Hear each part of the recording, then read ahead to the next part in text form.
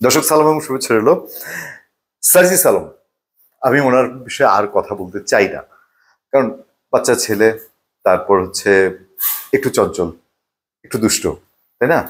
আর হচ্ছে কিছুটা হচ্ছে বলা যায় যে একটু খেপাটে পাগলাটেও ব্যাপার স্যাপার আছে। আর হঠাৎ করেই ক্ষমতার অনেক কাছাকাছি, তো ধরেন আর না হলে এই বয়সী একটা ছেলে গিয়ে ইওনো অফিসে ইওনো ছাড়া বাকি সব অফিসারকে ডেকে আনতে পারে মিটিং করার জন্য? এটা কি সম্ভব? কোনো সরকারি দায়িত্বে নাই। এরপরে যখন তখন এইখানে সেখানে কত জায়গায় অনেক কিছু আমরা জানি, অনেক কিছু জানি না, কত জায়গায় তারা নাক গলাচ্ছে। গত মাসে সে দুইটা বিষয়ে সাংঘাতিক রকম আলোচিত হয়েছে, যার প্রভাব এই চলতি মাস পর্যন্ত আছে। দুইটা না, তিনটা বিষয়, তিনবার। একটা হলো ক্যান্টনমেন্টে মিটিং সেনাপ্রধানের সাথে। কি মিটিং? আওয়ামী লীগ আসবে কি আসবে না, আসলে কিভাবে আসবে। যদিও আওয়ামী লীগ আমার ধারণা থোড়াই কেয়ার করে যে সার্জিস আলম বা হাসনাত আবদুল্লাহ এই বিষয়ে কি ডিসিশন দিল না দিল, এটার উপরে আওয়ামী লীগের রাজনীতি নির্ভর করে না। এটা চোখ বন্ধ নির্ভর করে না, কারণ আওয়ামী লীগ বিএনপির পরে এখন যদি বলি সবচেয়ে বড় তাদের লোক সমর্থন তো আছে।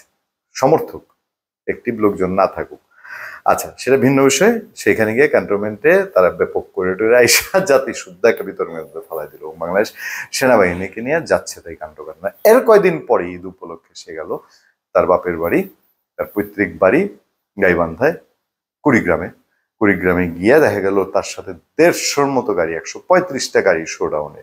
ব্যাপক আলোড়ন সৃষ্টি হলো। এই টাকা আসলো থেকে? তার দলের ভেতর থেকে ডাক্তার যারা প্রশ্ন তুললো, এত টাকা সার্জিস কই পাইলো? কয়ে দিল কি যে এটা আমার বাপ দাদার 50 বছর আগে এই টাকা খরচ করার ক্ষমতা আছে।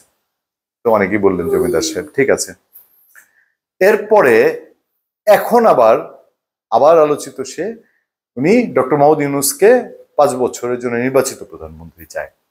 এখন বলে কি জানেন, যে আমি তো নির্বাচিত প্রধানমন্ত্রী চাই, আমি চাই না এই সরকার দীর্ঘায়িত হবে। এই সরকার কতদিন দীর্ঘায়িত হবে এইটা বিভিন্ন অংশীজন তারা বুঝবে। পত্রপত্রিকার রিপোর্টে এইভাবে বলছে, দেখবেন। তো এইসব কীর্তি কারখানার মধ্যে এখন প্রশ্ন উঠছে যে সার্জিসের যে এই অবস্থানগুলা, এই যে এইভাবে টাকা ওড়ায়, এনসিপিও কি চায় তার দলের লোকজনের টাকা ওড়াক?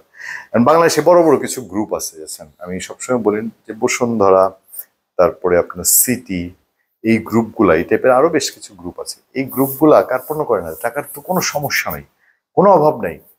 এরা যখন যে এক ক্ষমতায় থাকে থাকে এত পরিমাণ টাকা সাপোর্ট দিতে পারে যে তাদের টাকায় কোনো টান পড়বে না। এনসিপি কি এই প্রক্রিয়ায় গেছে কিনা? সার্জিস সেই কথাই বলছে। বলছে যে পত্রপত্রিকার রিপোর্টে, আমি যেদিন কথা বলছি 5 এপ্রিল 2025, সে বলছে যে আরে সবসময় মানুষ যেভাবে দেখে আসছে, আমরা এই ট্রেডিশনটা চাই না, তবে এখন হঠাৎ করে করা যাবে না। এখন বুঝাই দিতে হবে যে আমিও বিএনপির লোকজনের মতোই, বিএনপির লোকজনের সমান সমান, আমার সেই হ্যাডম দেখাইতে হবে। দেখেন দেখি কোন জায়গায় গেছি, ঘুরায় ফিরে এমনি খাইলো না, ঘুরায় খাইলো। ব্যাপারটা সেরকম কিনা। আর প্রধান উপদেষ্টাকে সে প্রধানমন্ত্রী দেখতে চায়, এখন এটা নির্বাচিত দেখতে চাই, কথাটাও ঘুরায় বলছে। বলে যে এটা এনসিপির সাথে এটার কোনো বিষয় না, এটা আমার ব্যক্তিগত অভিমত। এনসিপি বলে এটা তার ব্যক্তিগত অভিমত। আচ্ছা, দলের ভেতরে এত গুরুত্বপূর্ণ পদে থেকে একটা লোকের কেমনে ব্যক্তিগত অভিমত থাকতে পারে? আপনাদের কি মাথায় ধরে? ধন্যবাদ সবাইকে। ভালো থাকবেন, সুস্থ থাকবেন। সত্য, করুণা এবং সহনশীলতার সাথে আপনাদের সাথে আমি আতিক রহমান পূর্ণিয়া।